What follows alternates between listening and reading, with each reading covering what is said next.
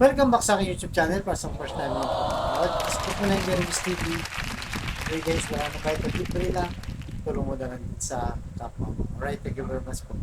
Sa topic natin ngayon for today's video, Yorme Isko Moreno, nagsalita na, tatakbo na ba sa 2025 midterm election? Yan guys, talagang hinihintay natin to nung maglabas ng statement. Dahil hindi naman kaila na lumalabas siya. Napakalakas niya sa survey. So, mula nung lumalabas ang pangalan niya, wala tayong naririnig kay Yorme. Kung ano nga ba sa loobin niya. Marami na nagsasabi na tumakbo ka na, Yorme. Kahit ako guys, gusto ko siyang tumakbo bilang isang mayor. So, mamaya tuloy natin. Basahin lang natin. Narito ang kanyang statement. Dahil nung tanungin siya kung anong masasabi niya o yung kanyang saloobin regarding sa mga lumalabas na survey na napakalakas niya, pasok lagi siya sa Magic 12. So basahin natin guys ito. Sabi dito ni Yorme, nagulat ako. Tandaan mo, galing ako sa Olats. Talo tayo, syempre, di ba? So, sinasabi niya guys, yung nakaraang election, di ba, na kinampanya natin, sinuportahan natin, pero yun na nga, naging ulat siya, hindi nanalo.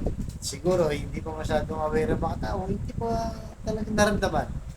Pero alam ng tao, aware sila guys. So, tuloy natin. Tanggapin natin ang katotohanan.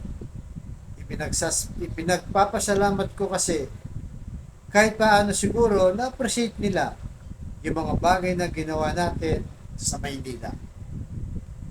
I am grateful to every Filipino sa mga babae nating nakikinig ngayon. Maraming salamat sa inyo. Siguro time will tell kung kailan tayo magdedesisyon na to touch mo ako sa totoo lamang po. Pag nakita yung mga data, survey, sabi ko, mahal pa rin tayo ng mga kababayan natin. Yan guys, no, medyo bitin pa yung salita niya, no, yung statement niya. Pero ibig sabihin, undecided pa siya. Posible pa siyang mag-senador o hindi. Baka, di natin alam guys, wala kasing balita dito sa Manila guys. Pero kung tatanungin, hindi natin reaction ko guys, mas gusto ko sa maging senador para makita siya ng taong bayan. Buong taong bayan. Kasi nung nakaraang election, tingin ko kasi dito lang sa Maynila at sa halos Metro Manila. Meron siguro sa mga ibang probinsya, pero siyempre hindi na masyadong random yun, di ba? Lalo pat di naman nakikita, kung lalo na yung mga ibang kababayan natin, bihira lang makapunta ng Maynila.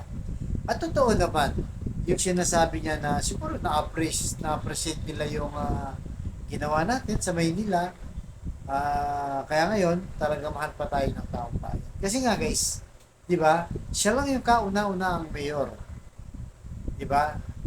Dito sa Maynila o sa buong Pilipinas na ang nagpatayo sa loob lamang ng halos 3 taon ng 3 world-class public school. Halos tapos na lahat ngayon guys, yung sa Manila Science, yung sa Alberto, at yung sa may Araulo.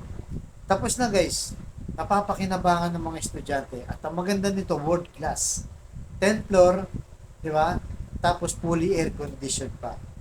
Kaya yung problema, di ba, yung problema ngayon sa init man o bagyo, walang problema yung mga estudyante dito sa Maynila. Di ba? Dahil yun ang kanilang mga classroom. Alam naman natin na malaking problema sa ating education ay yung kakulangan ng classroom. Ibig sabihin nito, kung maganda yung classroom, yung mga estudyante nakaka-focus sa kanilang pag-aaral, hindi alintana yung init, di ba? Komportable silang mag-aral, fresh yung kanilang utak, di ba? Ganon din sa teacher. Hindi sila namumblema sa mga rooms, sa mga kwarto, di ba? Kasi puro mga world class. Maganda yung mga facilities. So, doon pa lang, kung mga binigyan niya ng quality yung education para sa public school sa ating mga mamamayan. Kaya nga guys, kung nanalo nga talaga siya, every year baka magpapatayo siya ng ganun. Sa laki ng budget ng ating gobyerno.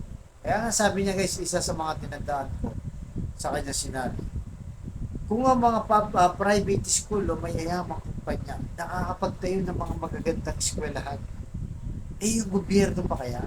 Di ba? Sino ba mas mayaman? Ang gobyerno o yung private company? Di ba?